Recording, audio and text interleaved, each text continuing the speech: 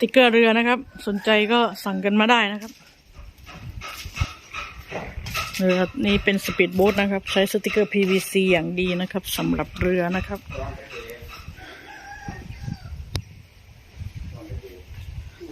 โอเค